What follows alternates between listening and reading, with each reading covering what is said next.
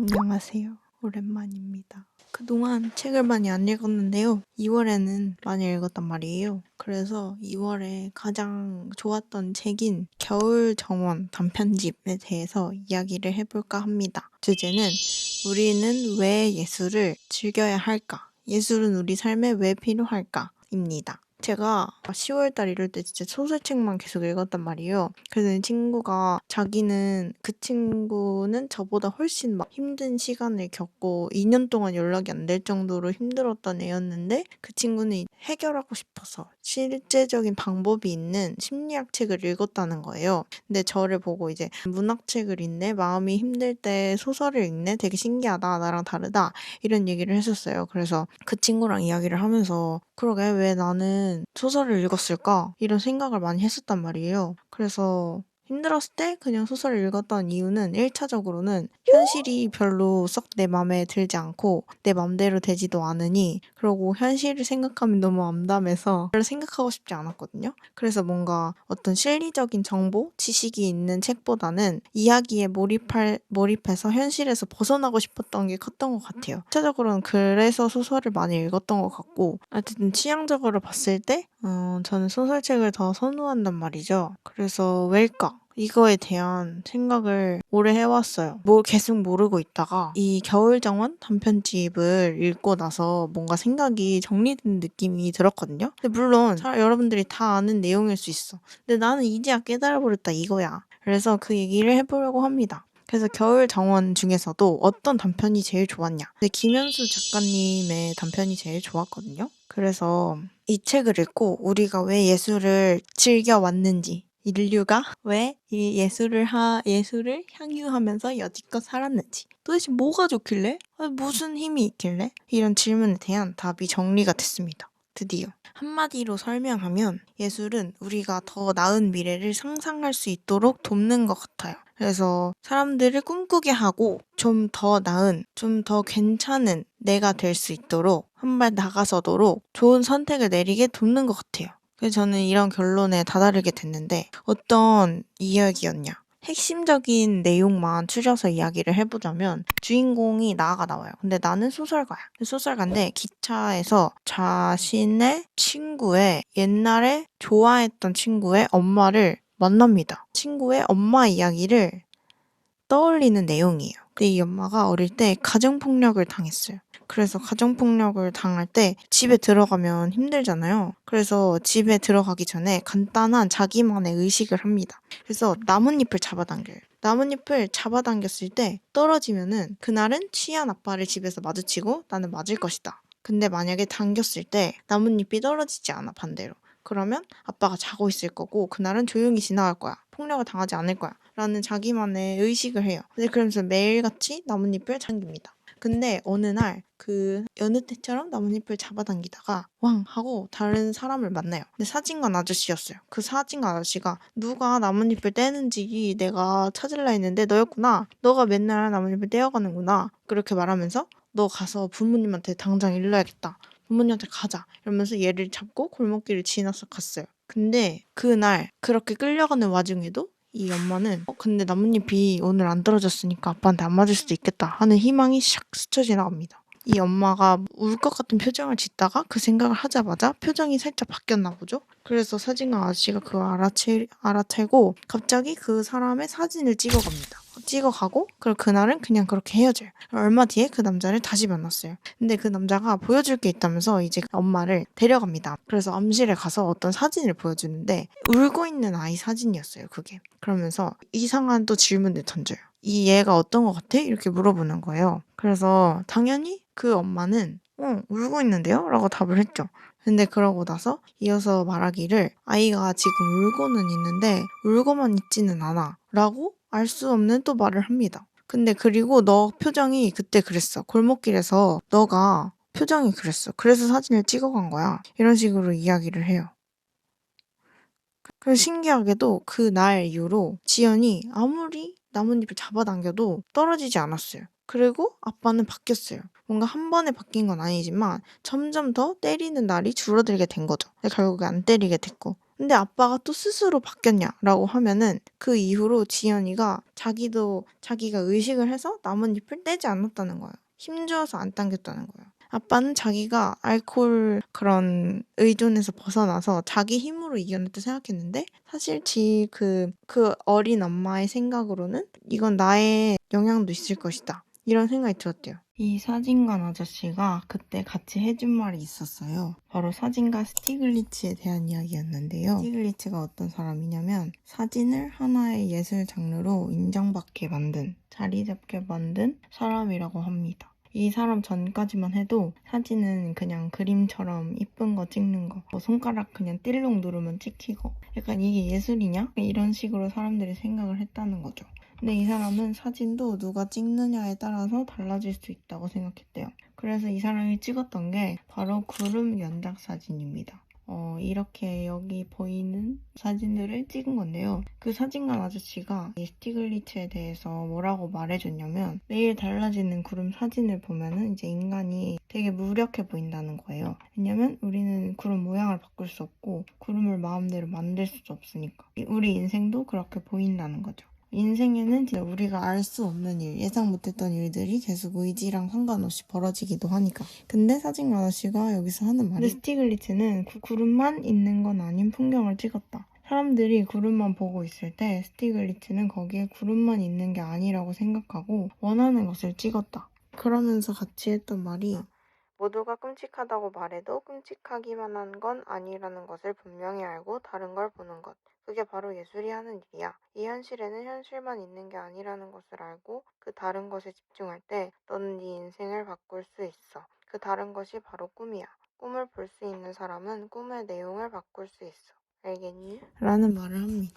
그래서 이 구름 얘기가 제가 엄청 명확하게 이해된 건 아닌데 제가 이해한 부분까지 이야기를 해볼게요. 일단 저는 이 이야기가 김현수 작가가 왜 글을 쓰냐, 소설가는 왜 책을 쓰고 영화 감독은 왜 이야기를 만들까, 그걸 왜 남들한테 보여줄까, 이거에 대한 답이라고 생각했거든요. 스티글리츠가 구름만 있는 건 아닌 풍경을 봤다는 게 어떤 의미일까 하고 계속 생각을 해봤는데 이 사람이 사진을 예술로 인정받게 만들었다고 했잖아요. 그래서 이 사람이 주장을 했던 게 사진도 다른 예술처럼 예술가가 자신이 느낀 감정과 생각을 담아낼 수 있다 라고 믿었대요. 그리고 구름 사진을 찍을 때도 그렇게 찍었대요. 그래서 구름만 있는 건 아닌 풍경이라는 말이 스티글리츠가 구름 사진에 자신의 감정과 생각을 담아냈다는 말인 거죠. 그래서 제가 스티글리츠는 아니지만 상상을 해보고 빙의를 해보자면 먹구름을 예를 들어서 찍는다고 했을 때도 먹구름만 있지는 않을걸? 나는 좀 다르게 볼 거야. 나는 희망적인 사진을 찍겠어. 왜냐면 나는 분명히 해가 뜰 거라는 걸 믿으니까. 라는 식으로 생각을 하고 뭐 먹구름 사이에 해가 비칠 때까지 기다렸다가 찍는다던가. 이런 식으로 자신의 감정과 생각을 담았다는 게 아닐까 싶어요. 이건 제 상상이긴 하고요. 정확하진 않을 수 있는데. 그래서 어쨌든 현실이라는 게 예술가나 뭐 다른 사람이나 내가 어떤 부분을 어떤 마음가짐을 갖고 보느냐에 따라서 다르게 보일 수도 있다는 거죠. 다른 부분이 보일 수도 있다는 거죠. 그래서 부정적인 부분에 뭐 계속 집중할 수도 있고 힘들면 자꾸 부정적인 사고를 반복해서 할 수도 있잖아요. 그래서 예술이 결국에 어떤 일을 하냐라고 하면은 구름 자체를 우리가 바꿀 수는 없지만 즉 인생에서 벌어지는 많은 일들을 우리가 신처럼 막 조종할 수는 없지만 현실 자체를 다르게 볼 수는 있도록 도와준다는 거죠. 애기 사진을 보고 애기가 울고만 있지는 않아 라고 생각하고 그 엄마가 나는 맞지 않을 수 있어. 아빠는 바뀔 수 있어. 이렇게 희망적으로 생각하고 실제로 나뭇잎을 덜 당겼던 것처럼 예술이 이제 새로운 가능성을 보여주는 거죠. 지금 내가 사는 삶에서 다른 가능성, 다르게 생각해 볼 수 있도록 돕는다는 거죠. 우울하면 이 상태가 계속 갈 것 같고 나는 영영 힘들 것 같고 내 인생은 망한 것 같고 나는 절대 돌이킬 수 없는 것 같고 약간 그런 식으로 생각하게 되잖아요. 근데 예술이라는 게 어쩌면 그게 아니야. 다른 방향도 있어. 너의 지금의 삶이 전부는 아니고 이런 어떤 불안정한 그리고 마음에 들지 않는 상황이 지속되지 않을 수도 있어. 이런 걸 일깨워주는 거죠. 그래서 이런 게 예술의 역할이라고 이라는 건가? 그런 걸 말하고 싶었을까? 하는 생각이 들었어요. 혹시 이 책을 읽으신 분들 중에 다르게 읽었거나 본인이 해석한 바가 있으면 또 말씀을 덧붙여 주시면 좋을 것 같습니다. 저도 아직 명쾌하게 이해한 건 아니어가지고요. 네, 그렇습니다. 저에게 어떤 문학 작품은 수능 지문에 나오는 것이었지. 뭔가 공감 가는 구절을 찾는 어떤 그런 재미가 있었지. 뭔가 거창하게 생각은 못했던 것 같은데 생각해보면 소설에는 그런 힘이 있었던 것 같기도 해요. 그래서 처음으로 다시 돌아가서 그래 나는 왜 소설을 읽었을까 이런 생각을 했는데 제 기억 속에 제 마음속에 오래 남았던 책들은 다 약간 그런 류의 책이었던 것 같아요. 사랑의 생애를 읽으면서는 이제 두려워서 사랑하지 못했던 주인공을 보면서 저는 사랑이 두려워서 못한 건 아니지만 그러니까 사랑을 못해서 건 아니지만 주인공의 깨달음을 보면서 아 나도 이런 식으로 살아야겠다. 물론 많이 바뀐 건 아니지만 그래도 그 알았다는 사실만으로도 조금씩 제가 다른 선택을 내리고 있을 수도 있는 거잖아요. 그 책을 만나지 않았던 평행 우주의 나와는 조금 달라졌을 수도 있는 거지. 좀 멀어졌을 수도 있는 거지. 어쨌든 그런 식으로 긍정적으로 뭔가 바뀌고 있다. 이것저것 유튜브도 하려고 하는 거고 하고 싶었던 걸 미루지 않겠다는 어떤 그게 늘 잘 되진 않지만 어쨌든 마음에 품고 살아가다 보면은 또 다른 선택을 언제든 내릴 수 있는 가능성이 생기는 거죠. 그것도 그렇고 저는 생애 이면도 진짜 좋았거든요. 근데 이승우 작가가 쓴 책인데 여기서도 이 주인공이 엄청난 불행을 겪어요. 우울의 끝을 달리거든요. 이 소설도 엄청 우울한 소설인데 그럼에도 삶을 포기하지 않고 그 이야기를 책으로 써낸 한 인간에 대한 내용이란 말이에요. 이것도 약간 작가의 그 과거를 추적하면서 그 작가를 인터뷰하는 구성이었던 것 같은데 그 작가의 삶이 쫙 나와서 어떻게 책을 쓰게 됐는지까지가 나오는데 그 전의 삶이 굉장히 고통스럽고 되게 알 수 없는 일들로 이해 안 되는 일들로 가득 차 있거든요. 근데 어쨌든 그 불행을 버틴 그 사람이 결국에 자기만의 이야기를 썼다. 이 책의 내용이 저에게는 희망으로 다가왔던 것 같아요. 어떻게 보면은 살면서 지금의 불행 그리고 더 큰 불행을 만나게 될 수도 있는데 그 불행을 약간 조금 견디고 나면 버티고 나면 언젠가 그 이야기가 나의 이야기로 남아서 나만의 이야기, 나만의 스토리로 쌓일 수도 있겠다. 그래서 나만 할 수 있는 이야기가 생길 수도 있겠다. 꼭 책을 쓰거나 하지 않아도 그냥 그런 이야기를 가진 인간이 되겠다. 이런 생각, 희망이 들기도 했고 또 얼마 전에 밀리의 서재에서 외딴방도 읽었는데 책태기였는데 완전 또 확 너무 좋아 이렇게 됐단 말이에요. 근데 좀 웃기긴 하지만 책이 그동안 너무 재미가 없었는데 이거지 내가 이 책을 읽었지 이런 생각이 들었는데 이 책도 뭔가 이것도 자전소설이라고 하는데요. 신경숙 작가님의 이 주인공도 엄청난 불행을 겪는단 말이에요. 불행이라고 하면 너무 납작하긴 한데 뭐랄까. 어쨌든 힘든 일을 계속 겪어요. 불행은 아니고 고된 인생이야. 막 집안이 가난해서 상경을 해서 16살 때부터 공장 다니는 내용이거든요. 근데 공장을 다니면서도 그 1980년대 얘기란 말이에요. 그때 솔직히 지금 나는 최저시급도 꼬박꼬박 받고 월급도 안 밀리고 물론 가끔 오는 손님이 나한테 짜증날 때도 있지만 그 수준의 딱 힘듦인데 이때는 임금도 안 줘. 뭐 일하다 다쳐. 노조 가입 못하게 해. 노조 가입하면은 막 자르겠다고 협박해. 임금 안 준다 협박해. 그러면서 이간질도 시켜. 노조 탈퇴하라고 해. 심지어 학교도 못 다녀요. 약간 이런 고된 인생을 사는 사람이 나오는데 어쨌든 불행 자체가 뭔가 좋다. 라기보다는 이런 인물들이 살아가는 거를 보기만 해도 나에게 좀 힘이 된달까요? 그래서 이건 저의 책 취향이기도 한 것 같아요. 돌이켜보면 저에게 다 좋고 기억에 남았던 소설들은 다 이런 류였던 것 같단 말이에요. 상처가 있는 글에 왜 끌릴까? 고통스러움 속에서도 너무너무 힘들고 사는 게 막 지치고 너무 힘든데 결국에 살아남는 사람 이야기를 보면서 용기와 희망을 얻는 것 같아요.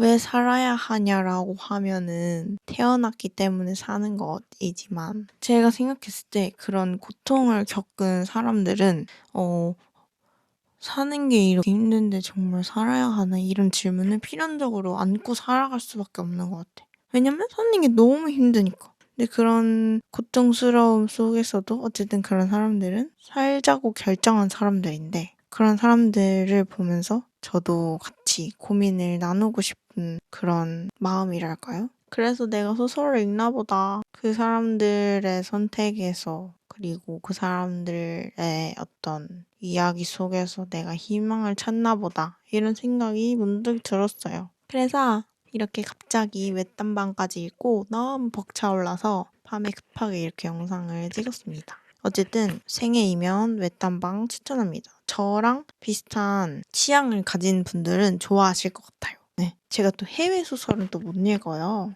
왜냐면 집중력이 안 돼. 너무 힘들어. 너무 힘들고 난 역시 국내 문학을 사랑해. 이해가 너무 쏙쏙 돼.